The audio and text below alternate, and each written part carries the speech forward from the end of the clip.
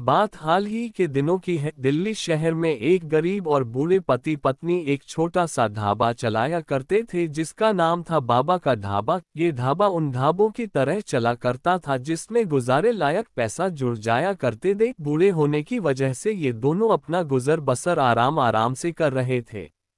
अचानक एक गंभीर बीमारी के चलते पूरे दिल्ली या भारत में कर्फ्यू लगा गया ताकि इस बीमारी पर काबू किया जा सके।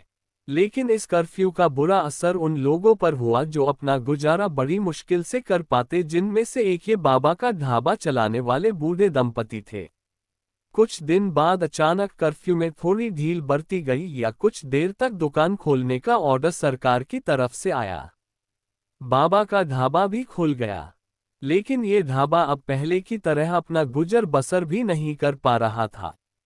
एक दिन एक यूट्यूबर गौरव वासन वहां पहुंचा और उसने एक क्लिप बना दी जहां पर बाबा की बनाई सब्जियां दिखाए, और उस यूट्यूबर ने कहा कि जो भी इस वीडियो को देख रहा है वह उस ढाबे पर जरूर आए और इनका बनाया खाना खाए, जो एक तरह की मदद होगी इन बूढ़े दंपति के लिए। ऐसा कहते ही बाबा रो पड़ा, और ये दृश्य जिसने भी देखा शायद वो भी रो पड़ा होगा, क्योंकि वायरस की मार उस वक्त हर कोई झेल रहा था और एक दूसरे का दर्द समझ पाना बहुत आसान हो गया था। देखते ही देखते वह क्लिप काफी ज्यादा पॉपुलर हो गया। वह क्लिप इतना टची था कि बड़े बड़े फिल्मी सितारों ने भी उस क्लिप को शेयर कर दिया। फिर क्या था, जो ढाबा मुश्किल से चल पा रहा था वह अब दौड़ने लग गया। कुछ फिल्मी सितारों ने भी वहां आकर खाना खाया, जिसके चलते बहुत लोग मीडिया के भी इकट्ठे हो गए और बाबा का ढाबा एक छोटे नुक्कड़ से निकलकर अखबारों, न्यूज चैनल्स और सोशल मीडिया में ट्रेंड करने लगा। बाबा की तरक्की देखते हुए कुछ लोगों ने आकर बाबा के कान भरने शुरू कर दिए।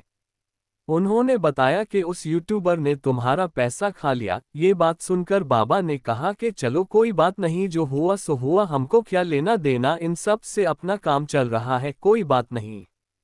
लेकिन वह लोग अक्सर बाबा को बोलते कि वह यूट्यूबर आपका पैसा खा गया। बार बार किसी के बोलने पर बाबा को सब सच लगने लगा और उसने एक लिखित में शिकायत पुलिस को दी कि मेरा पैसा यूट्यूबर के पास है। अब जिस यूट्यूबर की वजह से ये ढाबा चला था उसको पुलिस स्टेशन जाना पड़ रहा था और मीडिया इस सब को लगातार कवर कर रहा था।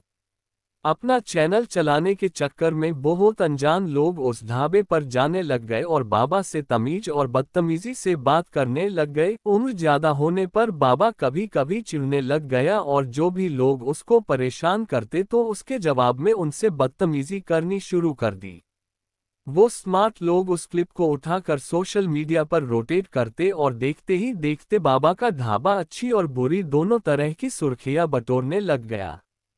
कुछ नए लोग बाबा के साथ जुड़े जो पहले कहीं भी नजर नहीं आते थे, लेकिन बाबा की पॉपुलैरिटी के चलते अब वह बाबा के साथ खड़े थे। उन्होंने बाबा से कहकर नया ढाबा खोला जो कि पुराने ढाबे से कहीं गुना बड़ा था।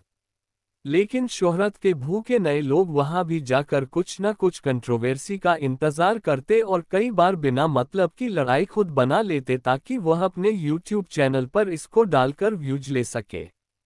लेकिन कोई भी ये नहीं सोच रहा था कि वह आदमी अपनी उम्र के आखिरी पड़ाव में है। उसकी मानसिक क्षमता को समझना तो दूर, लोगों ने उसको तंग करना शुरू कर दिया। कुछ दिन बाद बाबा के पैसे खत्म हो गए और नया ढाबा चल नहीं पाया, क्योंकि वहां कस्टमर से ज्यादा क्लिप्स लेने वालों का रश लगा रहता था। बाबा अपने पुराने ढाबे पर वापस आ गया और ये सब एक नई खबर बन गई। देखिए, बाबा का नया ढाबा पिट गया, लोगों से पैसे खाना पड़ा महंगा, बाबा के बर्तन बिक गए, बाबा को फ्री का पैसा नहीं बचा और भी न जाने क्या क्या। कोई भी बाबा को उसके हाल पर छोड़ना नहीं चाहता था, क्योंकि जिसके पास न्यूज़ नहीं होती वह बाबा के पास चला जाता और न्यूज़ का इंतजार करता या खुद क्रिएट कर लेता। ये सब अब बर्दाश्त करना मुश्किल हो गया था। हर रोज किसी न किसी को जवाब देते देते वह बूढ़ा आदमी अब थक गया था। कुछ दिन बाद वही पहला यूट्यूबर गौरव वसन उसी जगह पर बाबा से मिलने गया जहां पर उसने बाबा की पहली क्लिप बनाई थी। बाबा खुशी के मारे रो पड़ा और गौरव के पैरों को हाथ लगा कर बोला, अगर ये बच्चा ना होता तो मैं आज यहाँ ना होता। गौरव ने कहा कि अगर बाबा ना होता तो आज मैं भी इतना फेमस नहीं होता। ये सब एक अच्छे अंत पर खत्म हो गया। लेकिन अब क्या?